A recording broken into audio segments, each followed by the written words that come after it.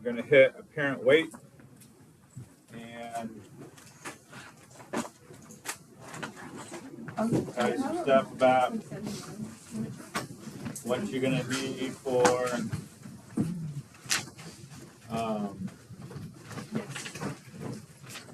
the lab today, like some background knowledge. And we'll give you the rest of the time to work on page 2. We've got a worksheet that is due on Wednesday. Lab quiz also on Wednesday. Tomorrow I'll give you all of the hour to work on pages 3 and 4 of the lab. Okay, so locking in. Test on Friday. Okay, so here we go. So apparent weight. This is how heavy you feel like you weigh.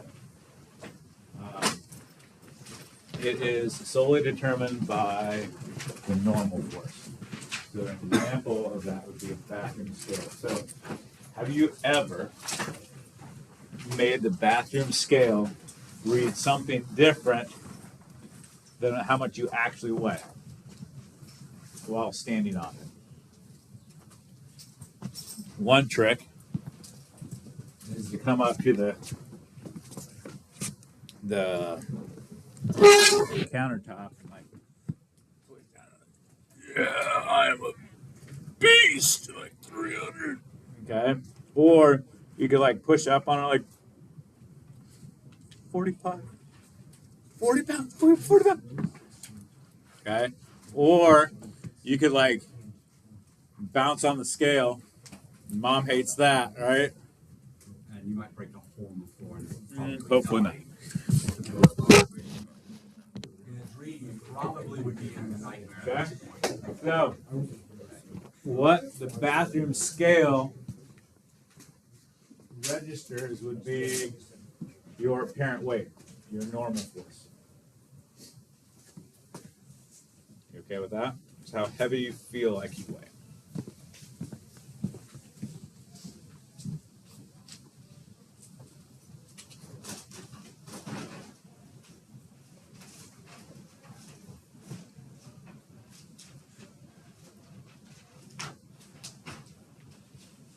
There. My last mass was like 1.5 kilograms. Yeah. So, if you're standing in an elevator at rest, forces acting on you, gravity, normal force. You're at rest, so some of the forces, do they equal to 0? Yes. So you have no. I'm gonna make down positive. Well, we'll just deal with this here a second.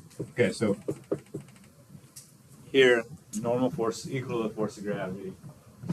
Your apparent weight is identical to how much you actually weigh. Yeah, so good. I'm at the top of that tower. Okay. God. Yes. Good. Okay.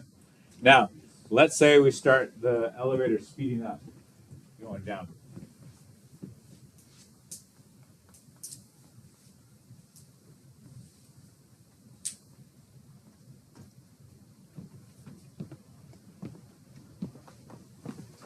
So the question is, which is greater? Normal force or force of gravity? Another way to ask that is, how do you feel? How heavy do you feel? What's your apparent weight? Heavier or lighter or the same? Have a conversation. If you're like Your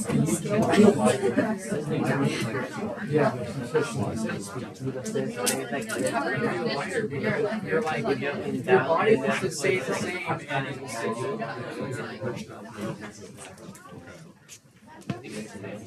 All right, is the sum of the forces equal to 0? No. I'm going to make the weights moving positive. Okay? I'm going to make that the positive direction. So it's gravity minus normal force is equal to mass times acceleration.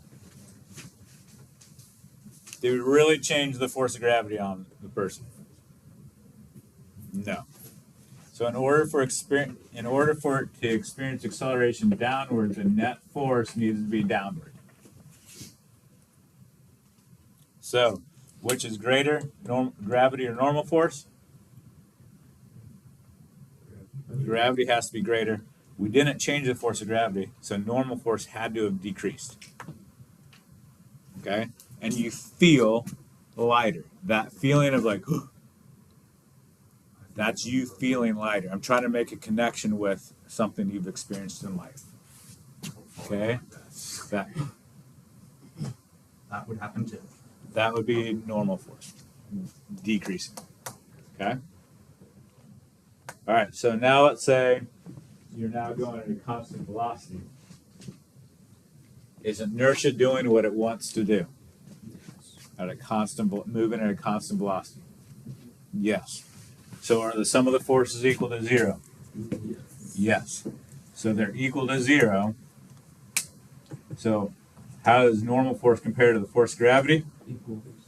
They're the same. So once the elevator is now moving at a constant velocity, it feels just like it's at rest. There is no difference. Just like a car moving at 60 miles an hour at a constant velocity, not turning, feels the same essentially as just sitting in a parked car. You can't see things. You basically knowing it's moving is the sound of the motor on that cable. Right. Okay. Good with that? So, what happens when it is slowing down as it approaches the ground?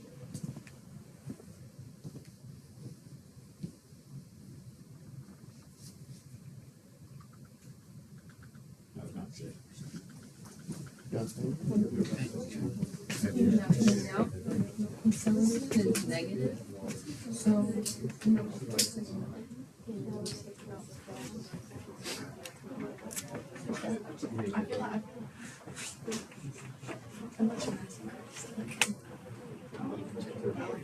So what do you say? Do you feel heavier or lighter?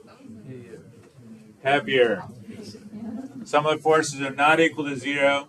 You have mass times a negative acceleration because you're slowing down in the positive direction. So in order to make this side negative, which needs to be bigger? Normal force. In order for you to slow down as you go in this way, normal force has to increase. Does that make sense? And so you feel, whoa, heavier. Does it matter what way you put the gravity and the force when you do that? Because can't you normally just flip it? Like I can choose what direction I want, positive and negative. But if you were to do that. Okay, so you can do that. You just have to be really careful with your signs of acceleration. Okay, so use it the way I'm coaching you how to do it is make the way it's moving positive. That way you can say, hey, if it's speeding up, you have a positive acceleration. If it's slowing down, you have a negative acceleration. But you're right, you're not constrained to that. You could flip-flop, but it gets dicey. Okay? Good there? Okay? So making connections outside an elevator, anytime it feels weird, like the that's messing with your apparent weight. Okay? Examples, roller coasters, going down a backcountry road with a lot of whoop-de-doos. That. Okay? That's that whenever that feeling means that you're normal force is doing something different than actually how much you weigh. You okay with that? Those pranks where the pilot is going down, and then it basically feels like 0 G. That's also one of those. So hang on to that, Vincent. Hang on to that. So let's say your worst case scenario happens, and the elevator cable snaps.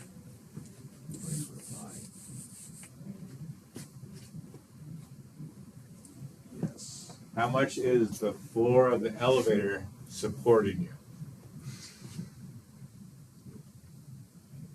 It's not. It's falling with you. So you feel what?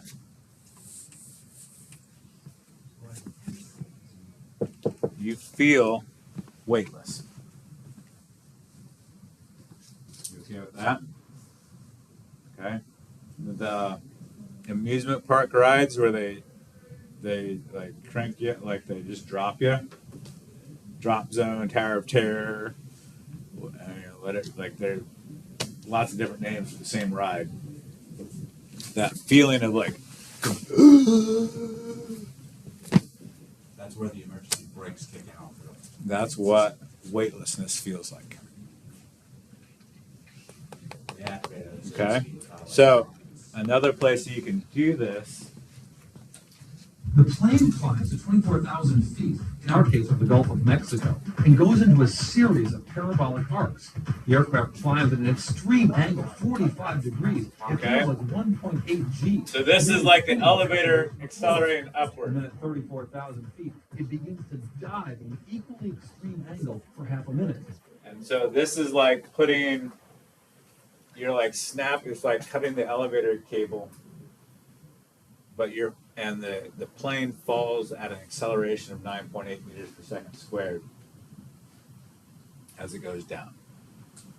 The record. You okay with that? This machine. Basically, Okay, it was like that's one it. of those Hang on records to that thought. for Okay, so Challenge for the I recognize this movie was made before you were born. weightless environment using NASA's specially modified airplane, the But- KC-135. It's Apollo 13. Bruce, can you widen your shot a little? Level off.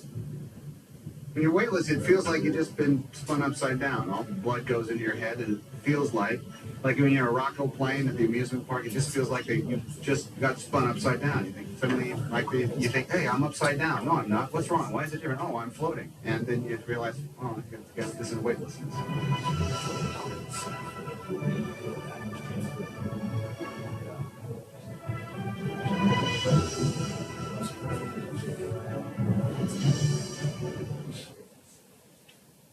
Okay, good at that. just behind the scenes.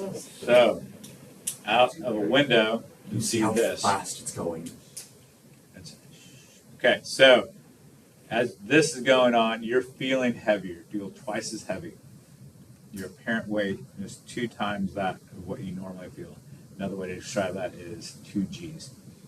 As you go over the top, your inertia wants to keep on going, but the plane is now falling, and you are falling in it, and everybody in the cabin is now floating relative to everybody else. But you're flying downward.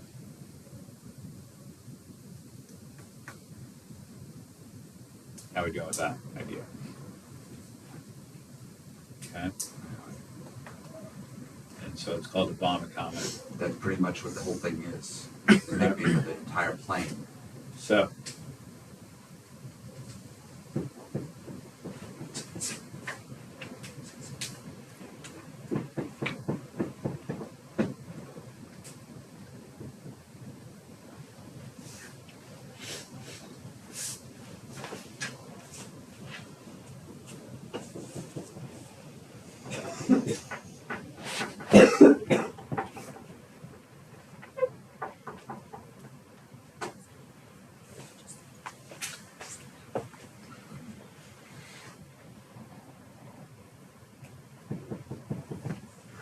everybody good with B?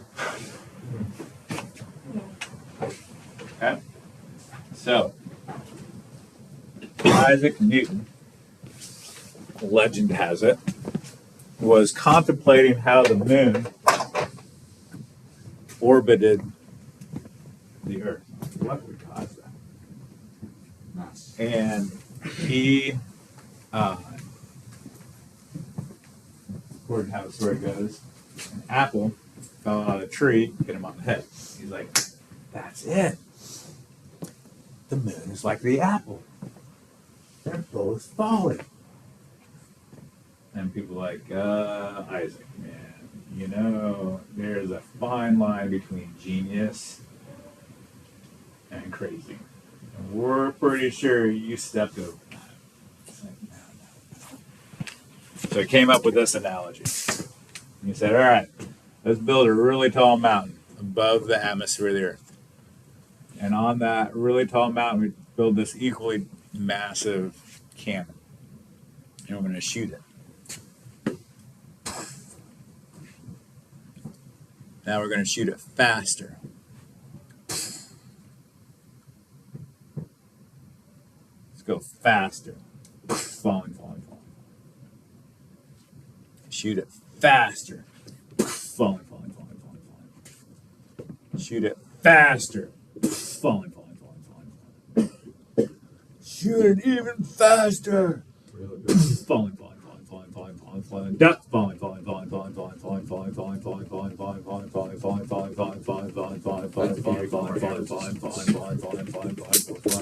We just put that in goal. What do we just do? The orbit? Return to that. What do we just do? We do the cannonball? Put it into orbit. It was falling the entire time. But gravity's pulling down on it, just like the moon. Pulling on gravity. Pulling on the moon. It's just moving fast enough to not ever get close to the Earth.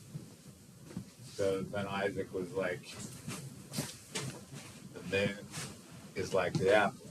It's just moving really fast. If we were able to take the apple and throw it fast enough horizontally, it would also orbit, but it would also burn up in our atmosphere.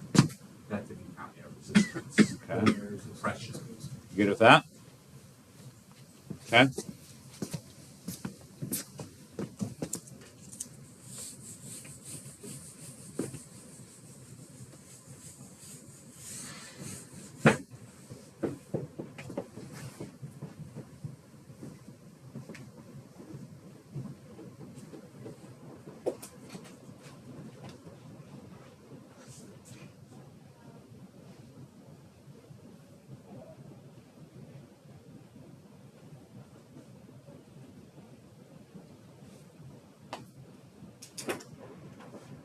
Have a conversation.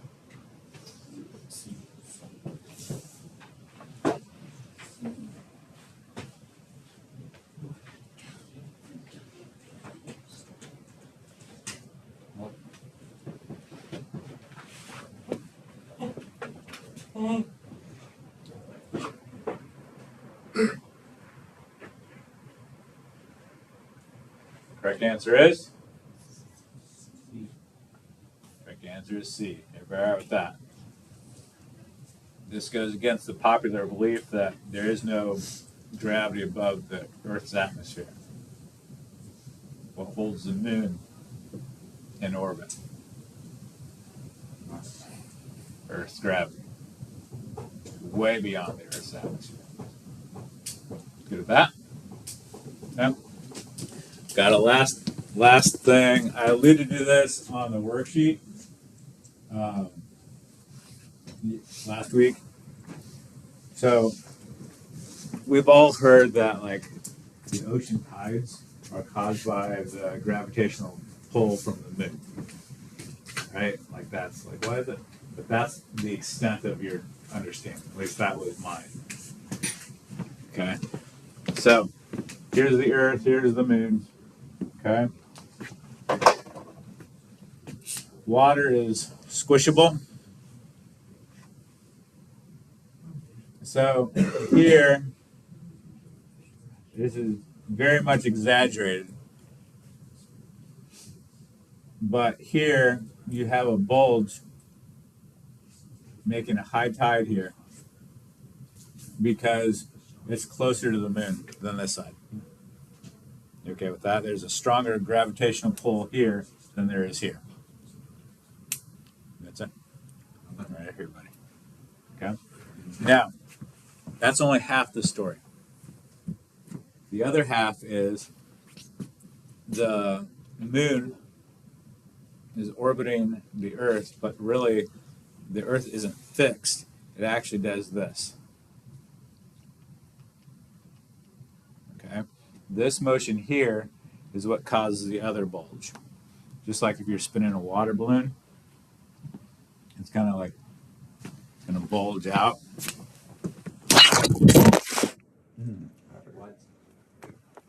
No. Was that hurt? Was that painful? Okay. So on this side, it bulges. There's a high tide on that side. How often does the high tide, low tide cycle occur? Yes, nope. 12 hours. So the Earth spins, rotates 24 hours. So let's just say it happens to be at this point in time in the morning is high tide. At noon, the Earth is rotating, you're at low tide. In the evening, you're at high tide again. And at midnight, it's low tide. Good with that? High tide, low tide. There you go. All right. Got a little less than 20 minutes on activity period. Stage 2. Or wherever you left off. Go.